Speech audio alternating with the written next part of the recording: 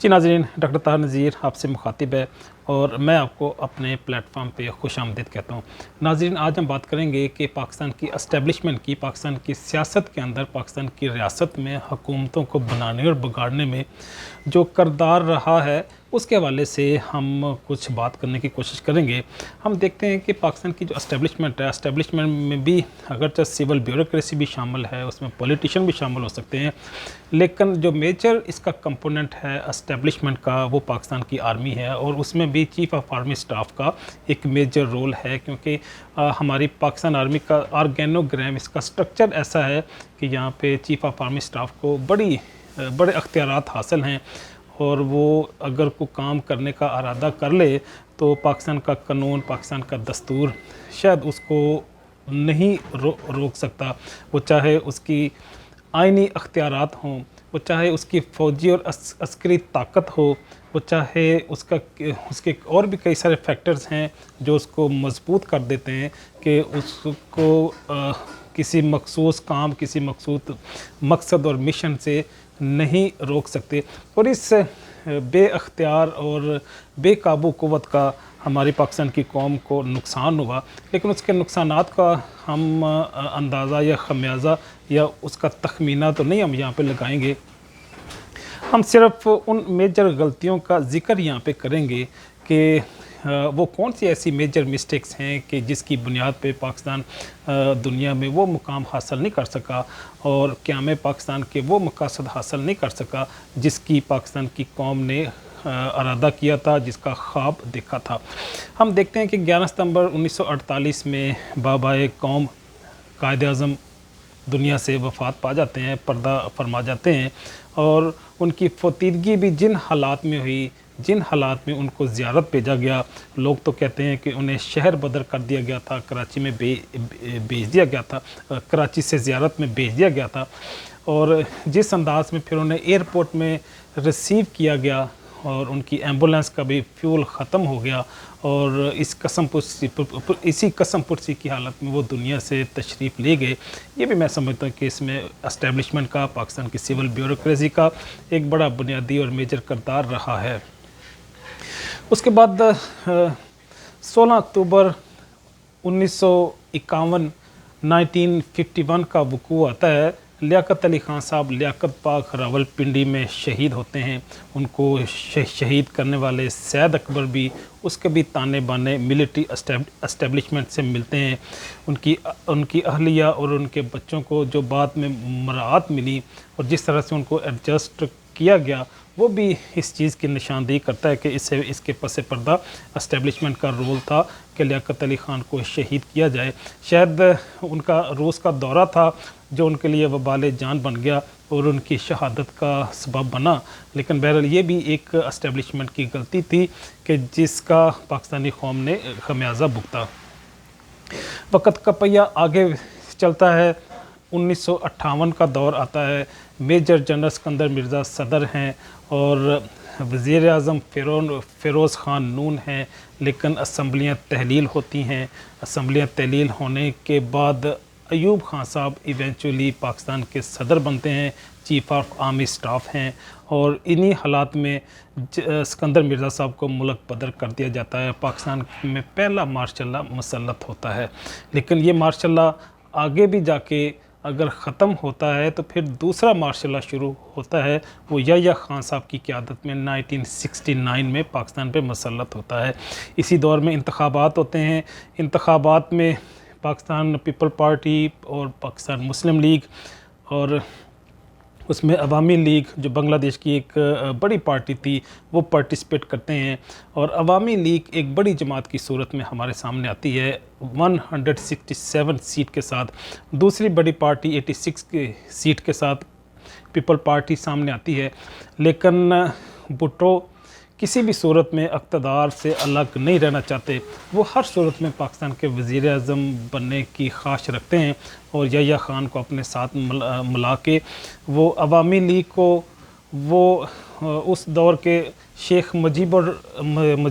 रहमान को किसी भी सूरत में इक़्तिदार और हुकूमत सौंपने पे आमादा नहीं होते। फ़ौजी ऑपरेशन होता है, इज़्ज़तें पामाल होती हैं, कत्लो गारत होती है और उसी शक्ल में उसी की उसी के तसलसल में हम देखते हैं 70,000 पाकिस्तान की मसल्ह अफवाज, पाकिस्तान के फ़ौजी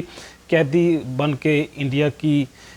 कस्टडी में जाते हैं और उसी कैद से फिर वो ग्रेजुअली पाकिस्तान में आते हैं। एक शिकस्त का सामान बरपा होता है और ये भी एक तारीखी गलती थी जिसका पाकिस्तान ने और पाकिस्तानी कौम ने खमियाजा भुगता। 9 जुलाई 1967 को मादरे मिल्लत फातिमा जना वफ़ात पा जाती हैं, लेकिन उसकी फदीदगी को भी कुछ लोग तशद्दुद का और उनको कत्ल का एक पहलू और शक्ल देने की कोशिश करते हैं और कई सारे क्राइन और शवाहद इसकी तस्दीक भी करते हैं कि जिस तरह से उनका मुकदमा दर्ज हुआ और किस तरह से उनकी जिस अंदाज़ में उसकी तफ्तीश हुई और जिस अंदाज़ में अदालती कार्रवाई को रोका गया, ये सारे क्राइन और शवाहद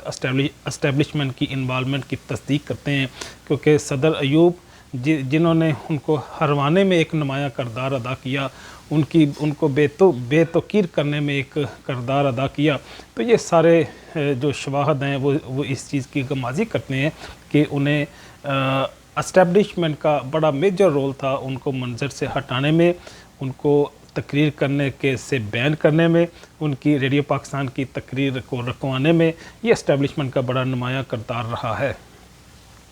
वक़्त का पहिया आगे बढ़ता है। हम देखते हैं कि 5 जुलाई 1977 को पाकिस्तान के अंदर तीसरा मार्शल लॉ मसलत होता है जनाब जनरल ज़ियाउल हक साहब की क़यादत में, और 14 अप्रैल 1979 तकरीब कम बेश 1.5-2 साल के बाद पाकिस्तान के बहुत बड़े लीडर जनाब जुल्फ़िकार अली भुट्टो साहब को फांसी दे दी जाती है और हेनरी किसिंजर की वो धमकी अपने अमली जामा पहनाती है जिसने कहा था कि we shall make you a horrible example, जब उसने अमेरिका के अंदर रूस के तावन से कराची में बनने वाले स्टील मिल को वाइंड अप करने से इनकार कर दिया, तो फिर वही अमेरिका था, वही हेनरी किसिंजर था जिसने उसे धमकी दी थी कि तेरी आज़ादी, तेरी आज़ाद खारजा पॉलिसी, इस सारी चीज़ों को हम साइड पे रखते हुए तुझे हम हॉरिबल एग्जाम्पल बनाएंगे। और उन्होंने फिर जनाब जनरल ज़ियाउल हक साहब के थ्रू फिर उन्हें एक हॉरिबल एग्जाम्पल बनाया और पूरी उम्मत को, पूरी पाकिस्तानी कौम को पैगाम दिया कि आप कौन सी आज़ादी की बात करते हैं, कौन से पाकिस्तान की बात करते हैं, कौन से पाकिस्तान के मकासद की बात करते हैं। यूँ ही पैगाम सद्दाम हुसैन की फांसी के मौके पे भी जब हमारे दुश्मनों ने, उम्मत मुसलमान के दुश्मनों ने, इस्लाम के दुश्मनों ने पूरी मिलत इस्लामिया को पैगाम दिया कि ये लो कि जब पूरी उम्मत मुसलमान ईद कुर्बान मना रही है तो हम इसी दिन, उसी मखसूस दिन हम सद्दाम हुसैन को फांसी देते हैं और पूरी उम्मत मुसलमान को पैगाम देते हैं कि ये आपका इत्तेहाद है, ये आपकी हमीयत है, ये आपकी गैरत है। बात को आगे बढ़ाते हैं। हम देखते हैं जून 1997 में एमल कांसी को गिरफ़्तार किया जाता है, पाकिस्तान के शहरी को फिर अमेरिका के सुपुर्द कर दिया जाता है, जहाँ पे उन्हें एक पॉइजनस टॉक्सिक इंजेक्शन लगा के उन्हें शहीद कर दिया जाता है। हम देखते हैं दिसंबर 1997 में, इसी साल जस्टिस सजाद अली शाह ने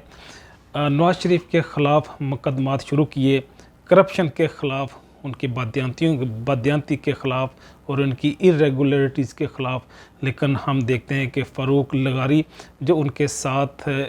खड़े थे इसी करप्शन के ख़िलाफ़, हालांकि फ़ारूक लगारी साहब का पीपल पार्टी से ताल्लुक़ था,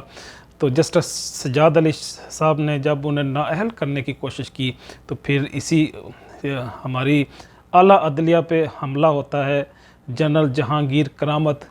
जनाब सदर पाकिस्तान की बजाय वो नवाज शरीफ के पास तशरीफ़ ले जाते हैं, तो ये एक वाज़ेह पैगाम था कि हम जमहूरियत को, हम इंतखाबात को, हम अदल को और इंसाफ को एक तरफ रखते हैं। हम वही करेंगे जो इंटरनेशनल एस्टेब्लिशमेंट उन्हें कहेगी, जो उनके अपने मफाद में बेहतर होगा। आखिरी बात करके हम आज के इस व्लॉग को क्लोज़ करते हैं कि मई 1999 में फिर कारगिल का एक वाक़या होता है, एडवेंचर होता है, कश्मीर को आज़ाद कराने की बात होती है, नवाज शरीफ को आज़ादी कश्मीर का हीरो बनाने की बात होती है, لیکن یوں ہی مسلح فوج پھر وہاں پہ بھی شکست کھاتی ہے، اپنے مجاہدین کو، اپنے افواج کو، اپنے فوجیوں کو وہاں پہ انوالو اور انگیج کرتی ہے، اور ایک جیتی ہوئی جنگ میں سمجھتا ہوں انہوں نے ہاری، اور ایک اس میں وسائل بھی ہمارے ضائع ہوئے، اس میں پوری دنیا میں سبکی بھی ہوئی، اور اس کے ساتھ ساتھ ہم نے کشمیریوں کے بھی دل دکھائے۔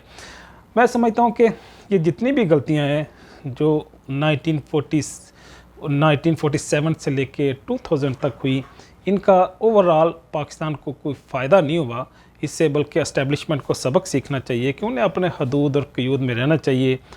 آئین اور دستور کے اندر رہتے ہوئے اپنی ذمہ داریاں ادا کرنی چاہیے۔ اسی میں ہی ان کی بھی عزت ہے، اور اسی میں ہی پاکستان میں امن، سلامتی اور خوشحالی آ سکتی ہے۔ اسی پیغام کے ساتھ ڈاکٹر طاہر نذیر آپ سے اجازت چاہتا ہے۔ ملتے ہیں زندگی کے کسی نئے موڑ میں، نئے عنوان کے ساتھ، تب تک کے لیے اللہ حافظ۔